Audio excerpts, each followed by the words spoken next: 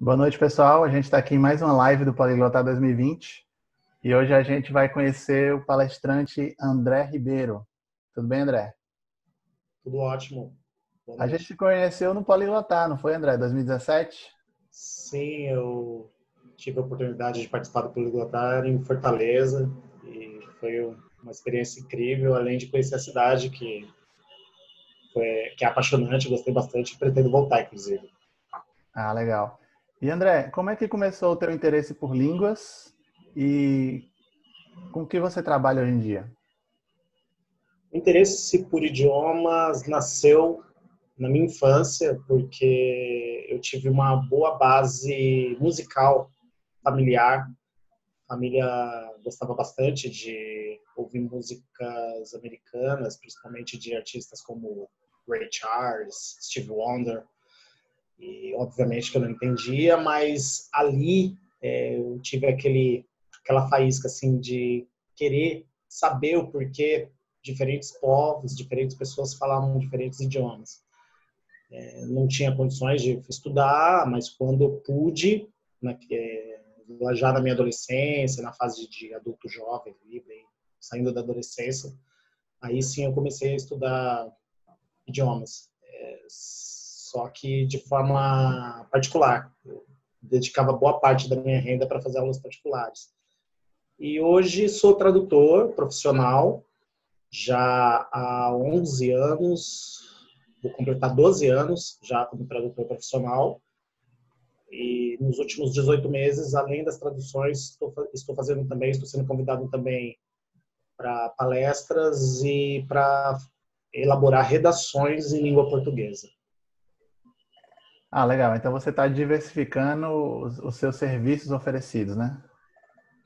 Exato. Inclusive no meu LinkedIn, principalmente, eu coloco basicamente 5 serviços: tradução em si, a tradução criativa ou transcriação, revisão de textos, controle de qualidade e também redação de língua portuguesa, principalmente. E com quais línguas você trabalha? Inglês, português, espanhol, português. Ah, Para tá. trabalho. E estudo alemão e italiano, porém não para fins profissionais. Né? Acredito que não vou traduzir alemão. E italiano, talvez um dia, mas eu estou estudando mais por hobby mesmo, pela cultura italiana mesmo, que eu gosto bastante, principalmente a culinária, a moda, futebol. Então você está tendo aulas agora de idiomas, é isso?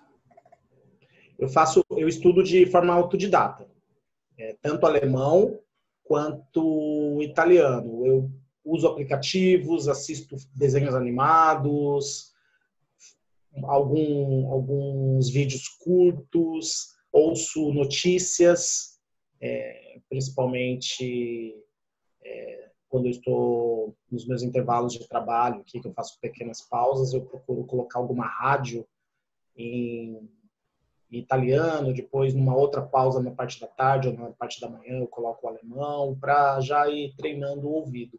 Mas a minha forma de estudar idiomas é da mesma forma que eu estudei inglês. Inglês eu fiz um pouco de aulas particulares, porém muito do que eu aprendi em inglês foi de forma autodidata mesmo, indo para o trabalho e estudando as gramáticas, assistindo muitos filmes, a princípio com legendas em inglês já, e depois já tentando assistir sem legenda, indo a lugares onde havia a possibilidade de encontrar estrangeiros e não tendo receio de conversar com esses estrangeiros. Foi dessa forma que eu aprendi inglês também. E estou aplicando, já que funcionou para o inglês, estou fazendo a mesma coisa com o alemão também. Alemão e italiano. Então agora explica pra gente sobre o que é a tua palestra no Poliglotar 2020. Perfeito. A minha palestra será, o título dela é Carteira Qualificada de Clientes Internacionais de Tradução. Na realidade, eu fui convidado a a administrar essa palestra porque eu tenho uma carteira, um portfólio de clientes bastante diversificado e espalhado pelo mundo inteiro, principalmente na Europa. O meu forte é a Europa, principalmente a Inglaterra. e Estados Unidos. Aqui na América do Sul, Argentina e alguns clientes também em outros países, alguns até que eu nunca imaginei que pudesse conquistar, como Polônia, Finlândia, Romênia. Então, eu desenvolvi algumas técnicas, consegui êxito nessas técnicas e por ter conseguido êxito, por ter conseguido formar essa carteira, as pessoas começam a ter curiosidade e me convidar para falar sobre isso. Inclusive, você foi por isso também, você achou interessante e me convidou para ministrar essa palestra. E também clientes na África, Ásia. Na África eu não tenho nenhum cliente. Quer dizer, tenho um, Egito. Tenho um no Egito.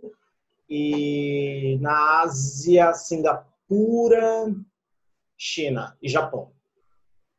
Um também, um em cada um desses países. E uma coisa que o pessoal fica imaginando, né? Você tem cliente na China, no Japão, na Polônia. Você tem que falar essas línguas ou como é que é isso, André? Não, a comunicação é totalmente em inglês, inclusive com clientes argentinos aqui do lado, a comunicação é toda em inglês. Muito raramente algum cliente entra em contato em espanhol. Eu não tenho receio em dizer que 99% das minhas comunicações com clientes, independente do país, ocorrem em língua inglesa. Espanhol é bem raro. E quais são algumas das vantagens em ter uma cartela internacional e não uma cartela nacional de clientes?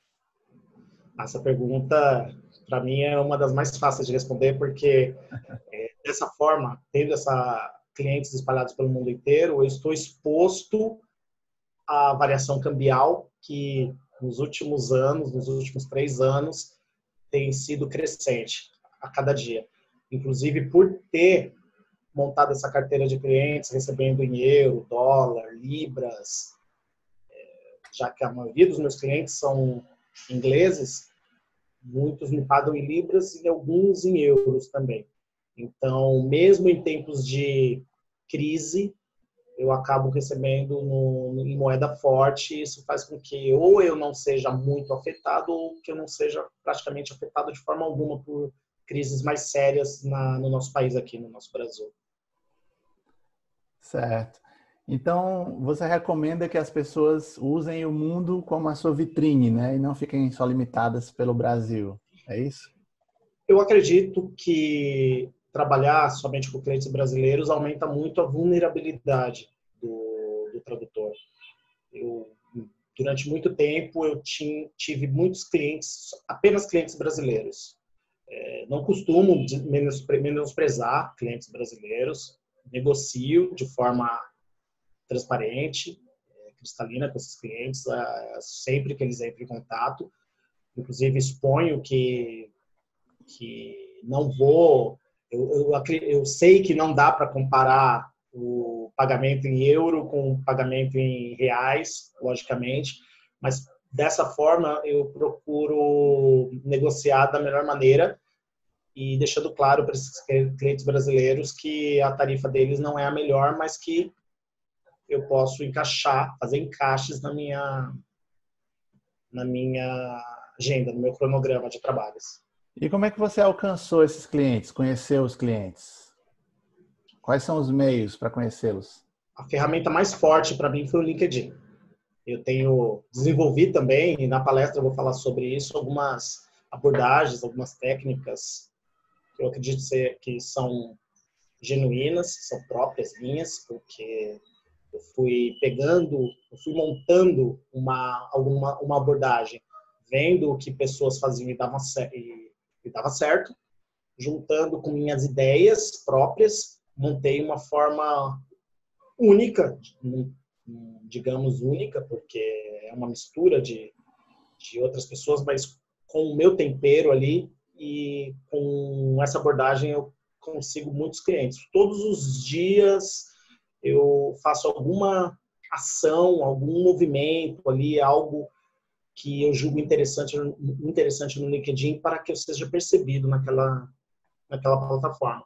Além disso, eu tenho a minha assinatura do Pros, E sempre que possível também, nos eventos, eu procuro identificar algum empresário, alguma empresa que esteja nos eventos e também costumo, de forma estratégica, abordar essas pessoas e buscar fazer já uma parceria ali.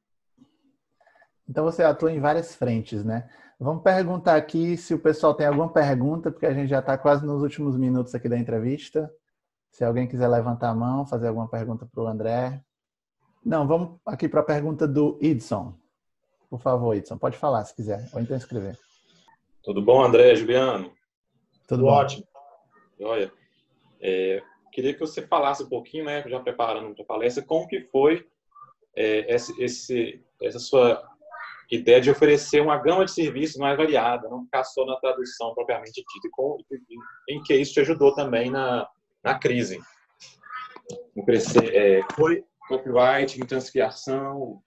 Sim, foi fundamental para mim. O meu forte, o meu core business ainda quero que continue sendo a tradução, porém o fato de eu oferecer outros serviços e saber fazer uma abordagem de marketing com os meus clientes atuais e também com os clientes potenciais me fortalece bastante, me protege bastante no meu dia a dia, principalmente nesses momentos de crise. Eu percebo que eu tenho sido pouco ou nada afetado por esses momentos. Então tem sido muito valioso para mim ter uma oferta de serviços diversificada. Inclusive isso da diversificação dos negócios, a diversificação de negócios é um conceito que eu aprendi bastante lendo alguns livros, porque eu leio bastante sobre gestão, inovação, negócios, marketing, são minhas leituras preferidas. Eu tenho muitos livros a respeito disso e eu vou pescando o que eu posso pegar de grandes empresários já bem-sucedidos e trazer para a minha realidade de, digamos, peixe pequeno, né? Pego o que os tubarões fizeram e adapto para a minha realidade de peixe pequeno e aplico na tentativa e erro, acabo descobrindo o que funciona para mim e dou continuidade. André, eu tenho uma última pergunta aqui para você. Você lançou recentemente o seu site, o Tradutor Empreendedor, né? Que ideia é essa, Tradutor Empreendedor? Qual é a imagem? O que você está por trás disso? Sim. É importante explicar o porquê, o que é empreender, né? Nos primórdios, lá atrás, o empreendedor era, digamos, um louco que ia num ponto A, comprava algo naquele ponto, sem saber por quanto ele conseguiria vender no ponto B. Era às cegas. Então, as pessoas iam para determinadas cidades. Logicamente, nós todos sabemos que a locomoção e as facilidades de chegar aos lugares nada era tão fácil como é hoje, ou menos difícil como é hoje. Então, os empreendedores iam até os pontos A, compravam produtos às cegas. Lógico, eles viam os produtos, mas compravam, davam valor para não saber como eles venderiam no ponto B ou no ponto C. Hoje, a ideia de empreender é o quê? É enxergar problemas, enxergar oportunidades, fazer uma análise, buscar uma solução que pode ser ou nova, que pode ser ou algo inovador ou a melhoria de um processo. Eu criei essa marca Tradutor Empreendedor porque eu justamente faço isso. Eu procuro ver problemas e, dentro desse problema, criar uma solução para mim.